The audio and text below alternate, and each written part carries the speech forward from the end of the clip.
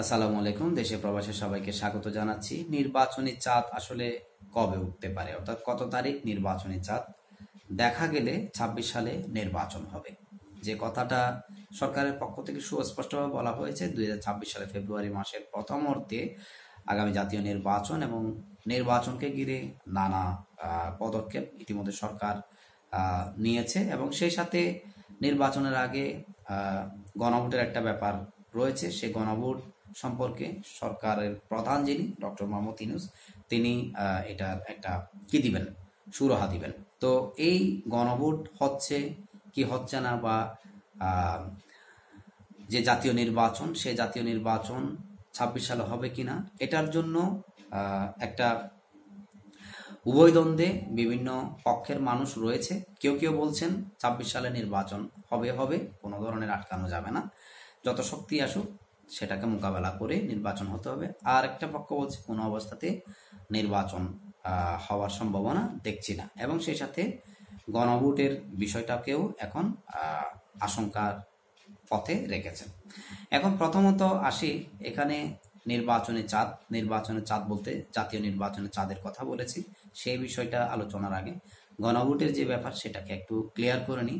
গণভোট নিয়ে যেহেতু বিএনপি জামাতের যে বিপরীতমুখী অবস্থান, কেউ চান নির্বাচনাধীন গণভোট, কেউ চান তার আগে, সুতরাং এটা অমীমাংসিত। এখন এখানে যে বিষয়টাকে নিয়ে গণভোট, সেখানে যে চুক্তিগুলো খসড়ায় ছিল, সেই খসড়ার চুক্তিগুলোই যখন পাল্টে গেছে, সেই পাল্টানো চুক্তিগুলোর ব্যাপারগুলোকে গুরুত্ব দিয়ে কিন্তু এই গণভোট তো একটা আশঙ্কার মধ্যে রয়েছে। যদিও বা বিএনপির পক্ষ থেকে আবার বলা হচ্ছে যা হয়েছে হয়েছে, ফরগেট ইট, এখন সমাধানের ব্যবস্থা করে।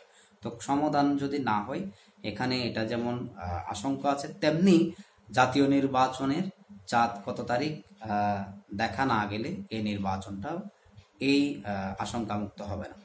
আপনারা জানেন বিগত ২-১ মাস আগে লন্ডন সফরে গিয়েছিলেন বাংলাদেশ সরকারের যিনি এখন অন্তর্বর্তীকালীন সরকারের প্রধান উপদেষ্টা ডক্টর মোহাম্মদ ইউনূস সাহেব। তিনি লন্ডন সফরে গিয়ে বিএনপির অ্যাক্টিং চেয়ারম্যান তারেক রহমানের সাথে বৈঠক করেছেন। দীর্ঘ বেশ কয়েক ঘন্টা তাদের রুদ্ধদ্বার বৈঠকে নানা বিষয় নিয়ে তারা আলোচনা করেছেন। আলোচনার পরবর্তী তিনি দেশে ফিরেছেন। দেশে ফেরার আগে পরে তারেক রহমান সাহেবের যে মামলাগুলো ছিল সেগুলো খালাস হয়েছে। একটি মাত্র মামলা ছাড়া ২১ আগস্ট গ্রেনেড হামলার মামলার এটি খালাস হলেও রিভিউর জন্য কেউ এটা একটা কি আছে, আমি যতটুকু জানি, আপনারা হয়তো বা মিডিয়ার সেই নিউজটা আপনারাও দেখেছেন। এখন ব্যাপারটা হচ্ছে ২৬ সালের নির্বাচন হতে হলে বা হবে, এটা আপনারা ক্লিয়ারলি বুঝবেন আগামী নভেম্বরের ৭ তারিখ।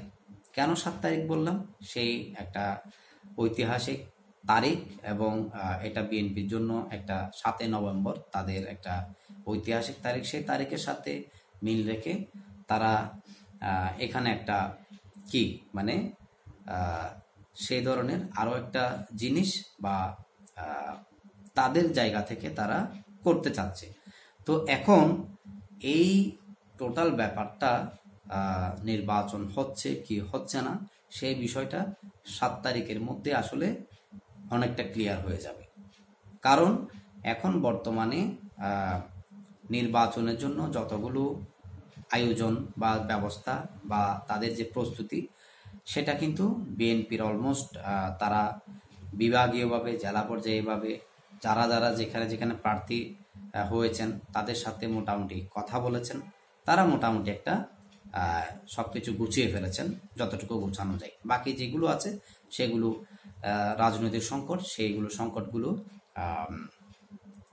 মিটতেও পারে, নাও মিটতে পারে, বাট নির্বাচনের যে ব্যাপারটা সেটা একটা মাত্র চাঁদকে কেন্দ্র করে আসলে স্পষ্ট হবে যে নির্বাচন আসলে হচ্ছে কিনা। কারণ বিএনপি বড় দল, বিএনপিকে বাদ দিয়ে কোনো নির্বাচন যেমন হয় না, তেমনি আবার এই নির্বাচনের যে গ্রহণযোগ্যতা এবং সেই সাথে আন্তর্জাতিক স্বীকৃতি সব মিলিয়ে সেখানে যেগুলো বাদ পড়া দল রয়েছে, আওয়ামী লীগ সহ অন্যান্য দল, সেগুলোর বিষয়েও একটা ব্যাপার থাকে।